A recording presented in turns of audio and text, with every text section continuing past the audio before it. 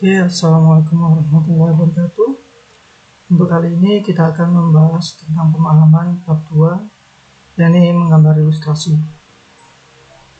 Untuk materi ini kita dapatkan dari beberapa pertanyaan yang telah disampaikan oleh teman-teman kalian.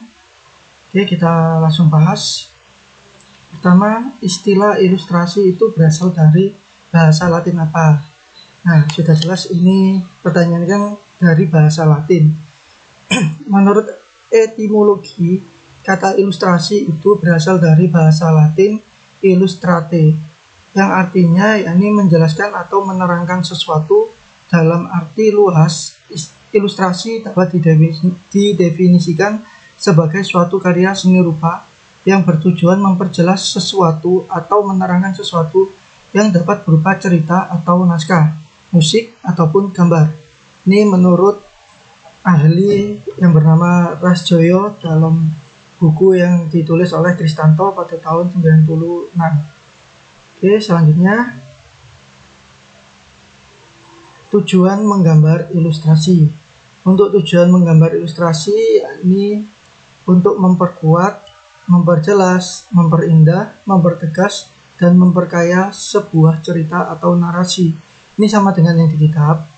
Cuman untuk penjelasan yang lebih detail, yaitu tujuan menggambar ilustrasi itu digunakan untuk memperindah, mempertegas, atau menjelaskan kepada kalian apa itu yang ada di cerita atau narasi agar yang melihat itu lebih paham.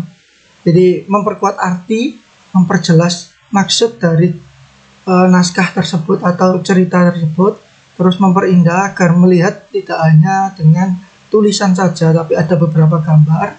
Setelah itu mempertegas dan memperkaya sebuah cerita agar kalian bisa lebih intinya lebih bisa berimajinasi terhadap cerita tersebut. Oke, selanjutnya jenis gambar ilustrasi itu ada berapa? Nah, untuk jenis gambar ilustrasi itu ada banyak. Cuman ini saya sudah melihat beberapa contoh di internet juga. Itu terbagi menjadi 3. Nah, nanti 3 itu dibagi lagi. Yang pertama kita akan bahas itu, ini ya pembagiannya dulu. Yang pertama berdasarkan kegunaan, terus berdasarkan penampilan gambar, dan selanjutnya berdasarkan gaya penggambaran. Ini kita jabarkan satu persatu. Berdasarkan kegunaannya itu ada 4. Yang pertama, ilustrasi kantor editorial, yaitu ilustrasi yang digunakan untuk menggambarkan manuskrip atau untuk mengisi buku, surat kabar, ataupun majalah. Itu selanjutnya ilustrasi yang modis atau ilustrasi modis, yaitu ilustrasi yang menggambarkan ide atau desain busana. Biasanya digunakan oleh desainer-desainer baju untuk merancang baju agar bagaimana sih sebelum dijahit, bagaimana modelnya baju itu, dan seterusnya. Selanjutnya ilustrasi iklan, yaitu ilustrasi yang digunakan untuk membuat sebuah iklan. Kadangkala kalian lihat di koran, majalah juga ada untuk iklan-iklan, biasanya itu menggunakan termasuk ilustrasi iklan.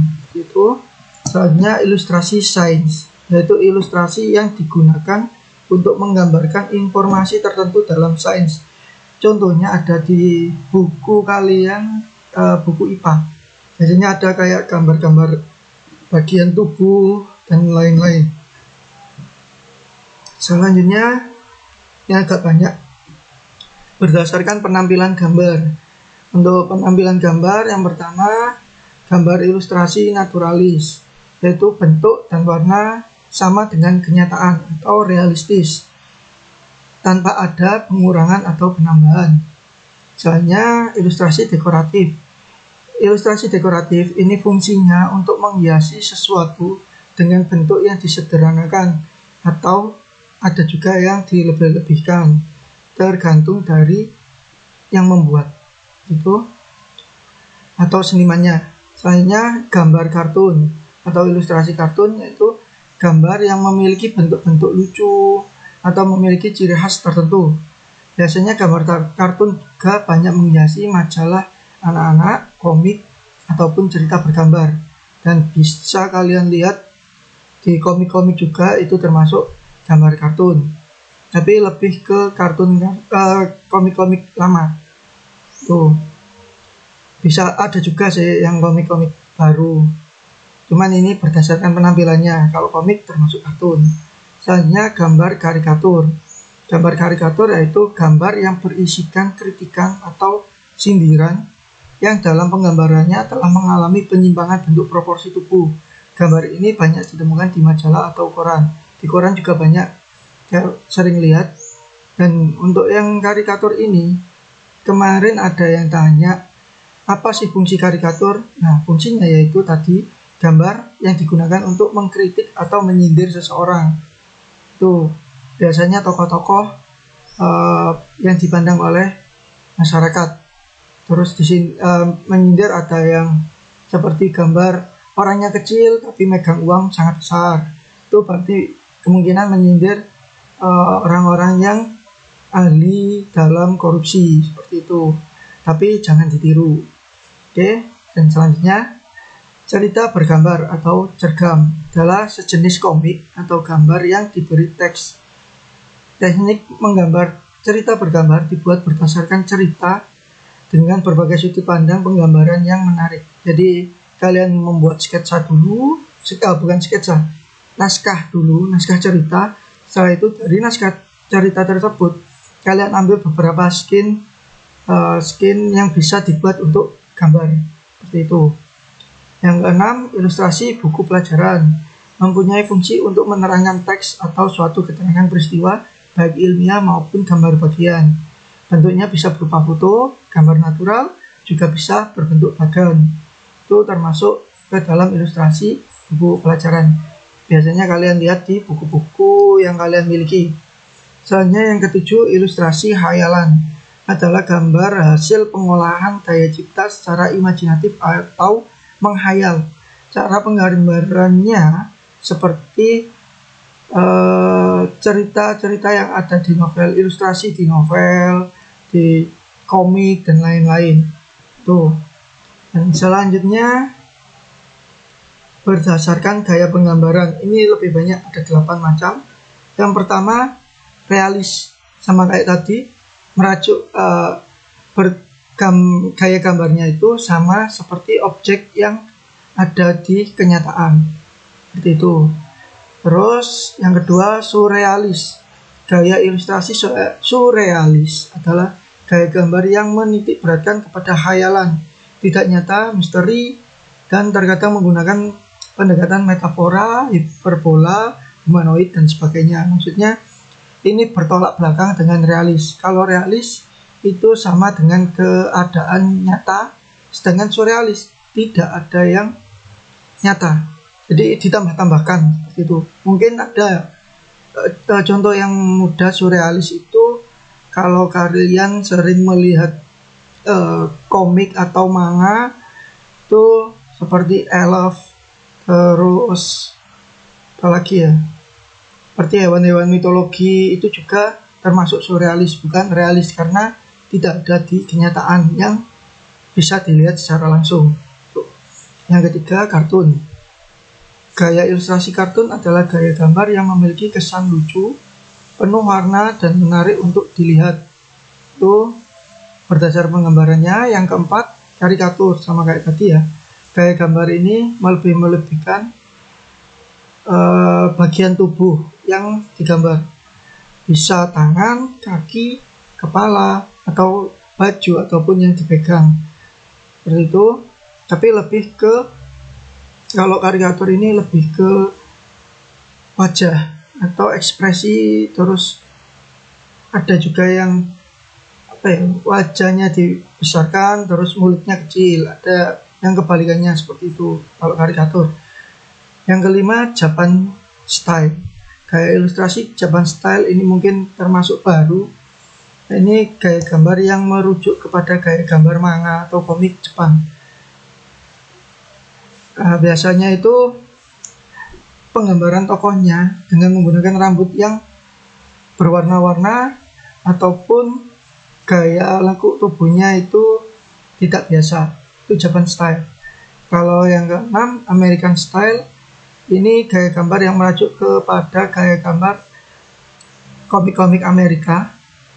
Ini lebih ke hero atau superhero kayak gitu ya, pahlawan, dengan ciri tubuh di tokoh yang penuh otot, wajahnya agak kotak, dan kadang ini terkesan agak berlebihan. Itu yang American style.